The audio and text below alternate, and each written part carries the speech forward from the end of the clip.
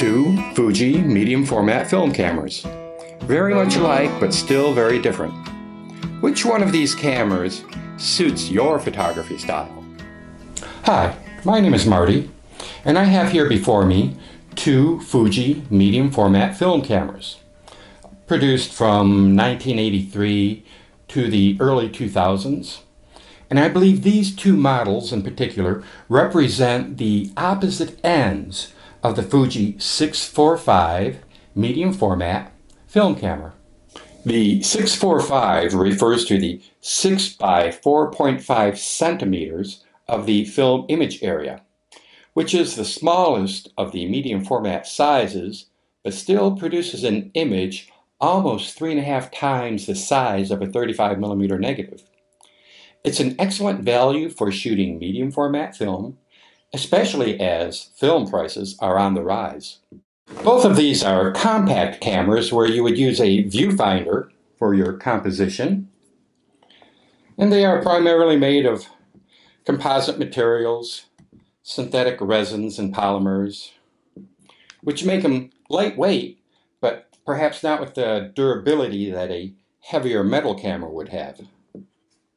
Nevertheless, these are quality instruments, easy to use, fun to use, and they can produce outstanding negatives in transparencies.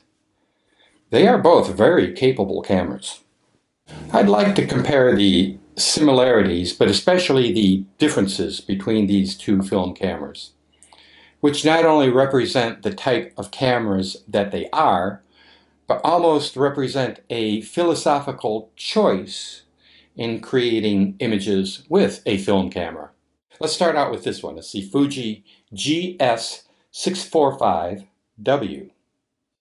This camera is totally manual, and it was introduced in 1983 with its main feature, the 45mm wide-angle lens, which is about the same as a 27mm on a full-frame 35mm camera. Uses a 49mm thread, and the maximum aperture is only 5.6. It is a bare bones and basic camera. You don't need a battery to operate it, although it does use a couple of SR44 batteries to power the built-in light meter. Now let's take a look at the film loading. Loading the 120 paper-backed film is pretty straightforward for this camera. Open the camera back and move the empty take-up spool from the left side to the right side.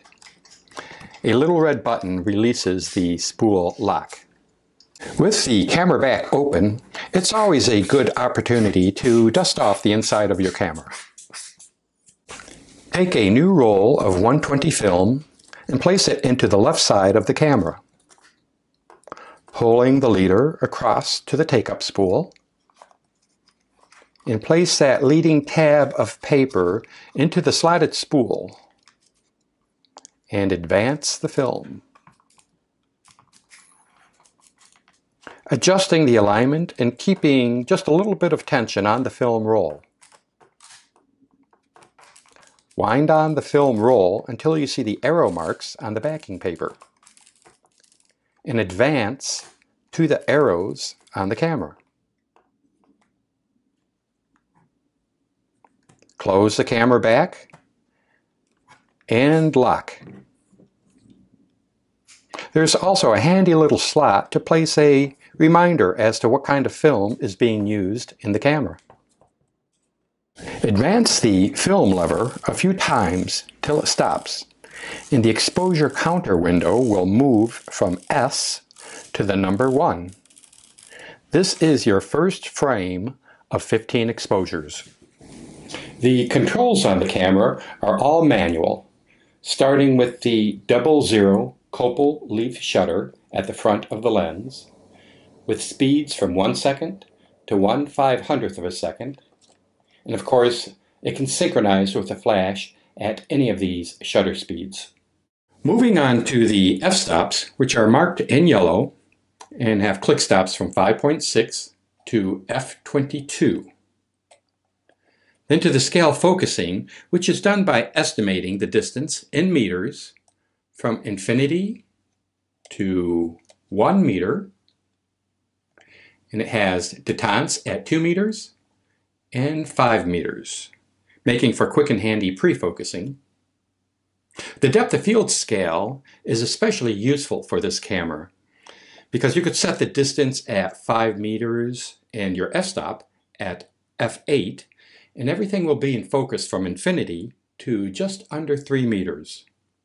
Because it's a wide-angle lens, you have a much greater depth of field. You know, I often hear these referred to as rangefinder cameras. They are not. They do not have the overlapping images that you would see to determine the distance for focusing your lens. This one is an autofocus camera, and this one has scale focusing where you would estimate the distance to set your lens. They are both viewfinder cameras, so let's take a look through this viewfinder. Nothing fancy here. I'm just going to hold a camera phone up to the eyepiece to get the viewfinder point of view. As you can see, it is in the vertical or portrait orientation, which is typical for the 645 format. The viewfinder is nice and contrasty with a slight bluish cast.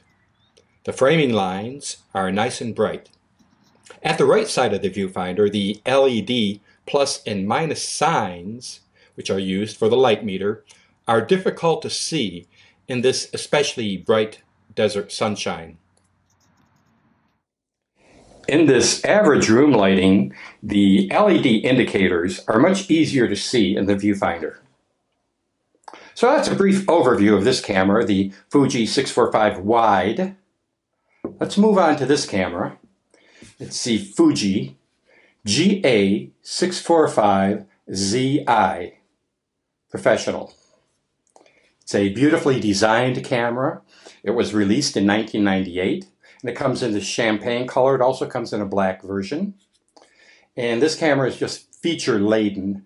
It has all the bells and whistles, everything you would want in a point-and-shoot camera, plus manual control. So let's look at some of these features, starting with the front of the camera.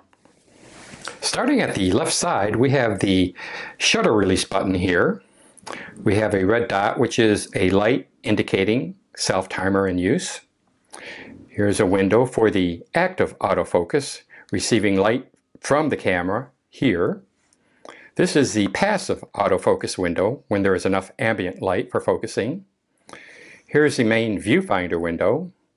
This is a translucent window for projecting framing lines within the viewfinder.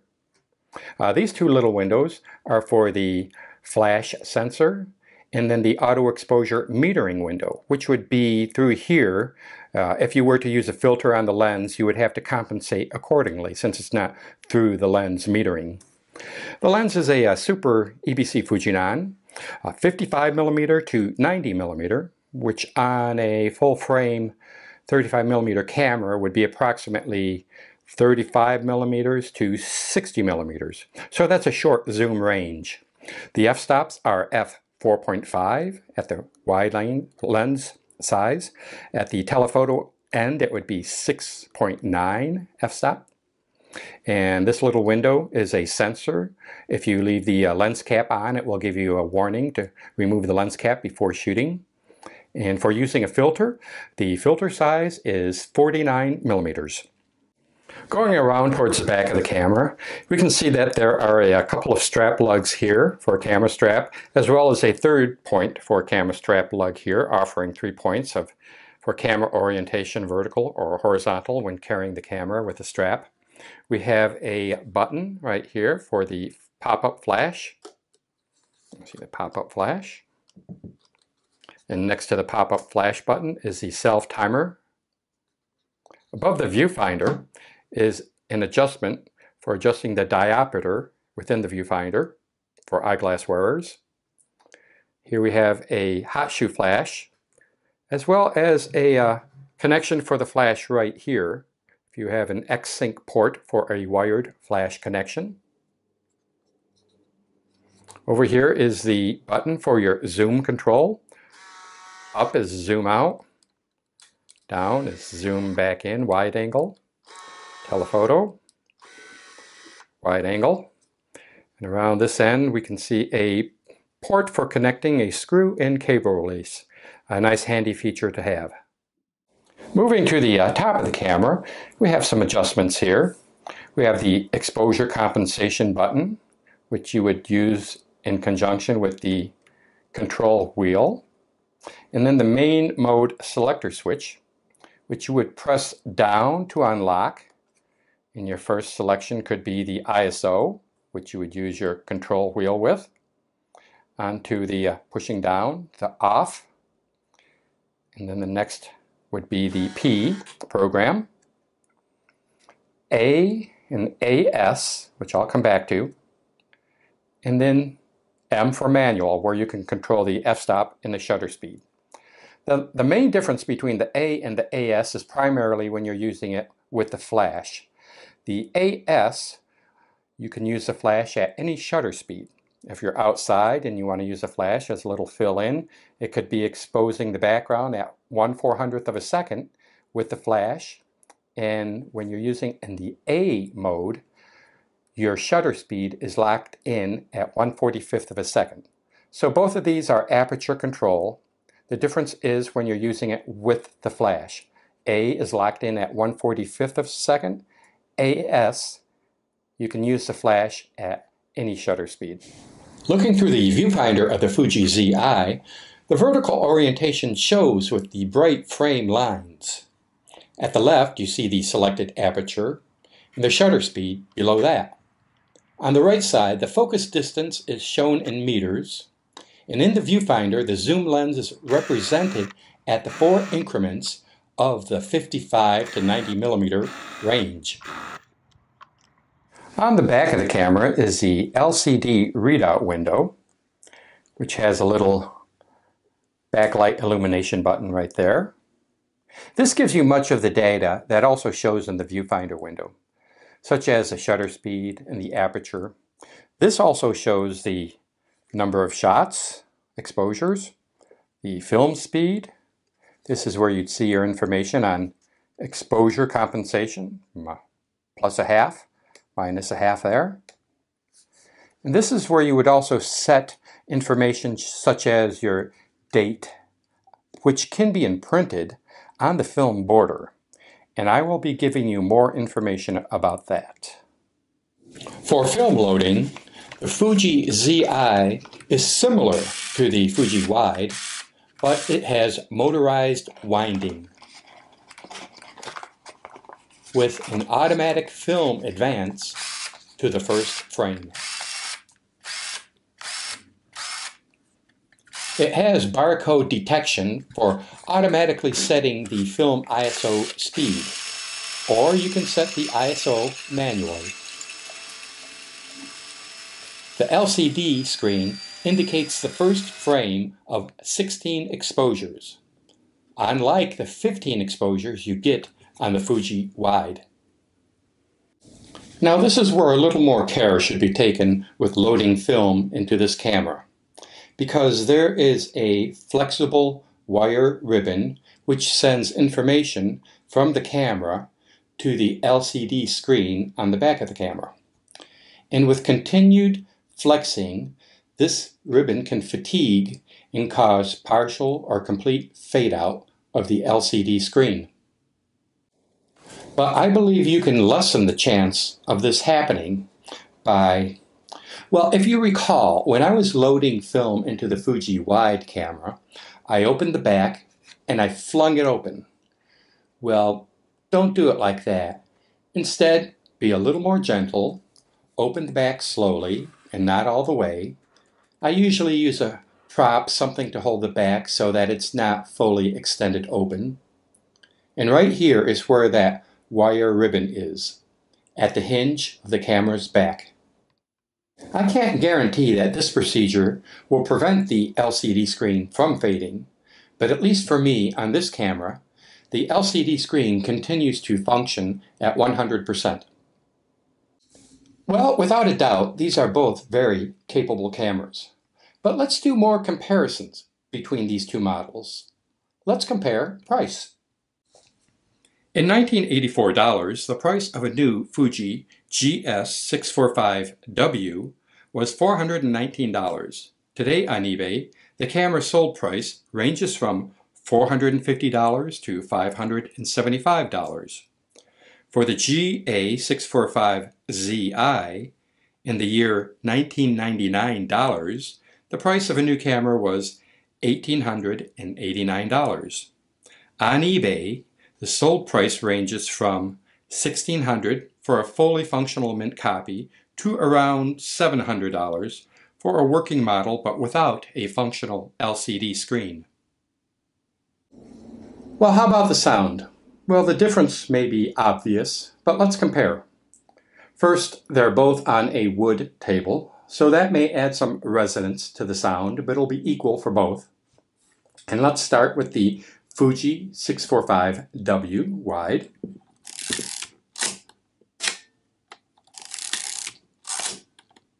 And that's a 15th of a second.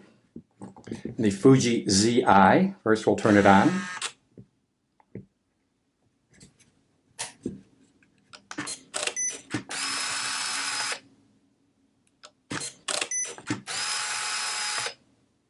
And the zoom.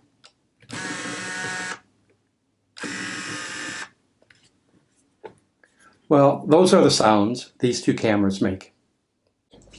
Comparing the size, these are both quite compact for a medium format camera. In relation to each other, the height is about the same. The length of the base for the Fuji Zi is just a little bit wider. And for the depth is almost identical. The weight for the Fuji wide is 1 pound, 8.2 ounces, 690 grams. For the Fuji Zi, the weight is 2 pounds, 0.2 ounces, 915 grams. And that would be including the batteries, which are 2 CR123A lithium. Comparing the feel, or the use, the ergonomics of the camera, they both feel good in the hand, easy to use, with the Fuji wide having all its controls in one place, and the shutter button at the top. The hand grip is a little smaller, so when shooting it horizontally, like this, you almost want to use a second hand just for the extra support. The Fuji Zi has a much more robust hand grip, really fits well within the hand. The shutter button is right there. Nice weight. Again, if you're shooting horizontally, you want to probably use your second hand as an extra support. But this certainly has a much better ergonomic feel to the camera. With all the functions of the Fuji Zi, I think it's the epitome of a modern point-and-shoot film camera, in a medium format no less. I really enjoy using this camera, especially when an opportunity arises where I just need a quick point-and-shoot to capture an image. And here's an example of that, where I took a photograph using the Fuji Zi. I was driving in blizzard conditions through downtown Chicago, and as I drove past this Picasso statue, I liked the way the snow was creating gradients and outlining the form of the statue, and also the pedestrians fighting the wind and the snow. I was able to pull the car over just momentarily, roll down the window, and I grabbed the Fuji Zi to take this photograph. I'd like to also point out, as we zoom into the edge, you can see the data imprinted on the film. Here, 98 for the year 1998, on March 9th, in the program mode, aperture at 5.6, and AF is autofocus mode. The data imprinting is one of my favorite features on this camera. I think somehow if digital photography had been delayed in its development, we would see this feature to be much more prevalent on film cameras. It's something that adds value to each exposure, just as we have metadata now built into each digital photograph. Durability. Well, there are many more features on the Zi, so there are more things that could fail. You could say that the Fuji wide is a more durable camera, and of course they are both made of plastic. But these are both working models, and I know that there are many working models out there like these. This one is 23 years old, and this one is 40 years old. But they are both fully functional now as the day they were new. Well, how about the lenses? These are both very sharp lenses, even by today's modern standards. Of course, this one's a wide angle and this one is a zoom lens, so you're comparing apples to oranges. And this is where it gets into that philosophical appreciation for what camera might be more of your style. I recently did a short video of photography from the 1970s, images that I took with an Olympus OM1 camera, and I realized how many of the images I used a wide-angle lens for. I was shooting with a 24mm. It was just my go-to lens, something that fit my style. Even today, something like this would be a camera that I'm more comfortable with as far as the focal length. Although a zoom lens certainly has much more flexibility, the opportunity for in portraiture or fast action that's happening farther away. Unless, of course, you can get close to the action. We're having the extra depth of field, as well as being able to capture the action with the 500th of a second and fill in flash is certainly an advantage.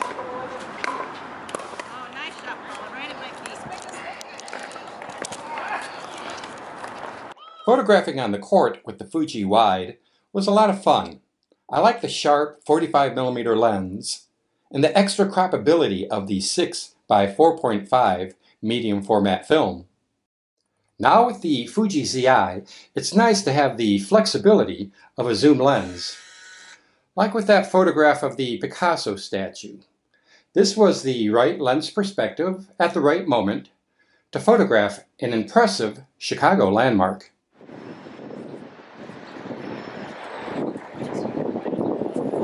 Quarter century later, the Chicago Picasso is still an impressive landmark, and I get a different perspective on it now with the Fuji 645W. On this day with contrasty hard lighting, it was nice to be able to use the fill-in flash at any shutter speed, as in this image with Chicago's finest. I enjoy using the Fuji wide camera, photographing the Chicago landmarks, but first,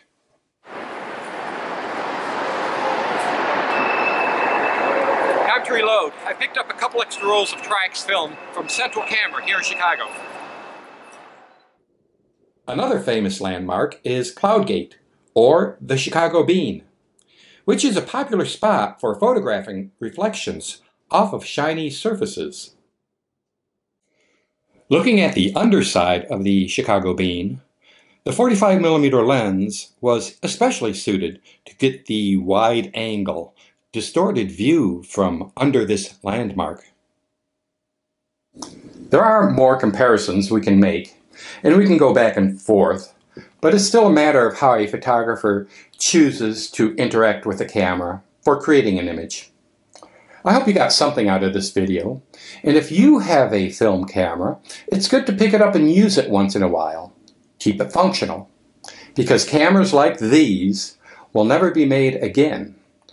And I appreciate them, I hope you do too. And I appreciate you for watching this video. Thank you very much. Thumbs up. Thumbs up.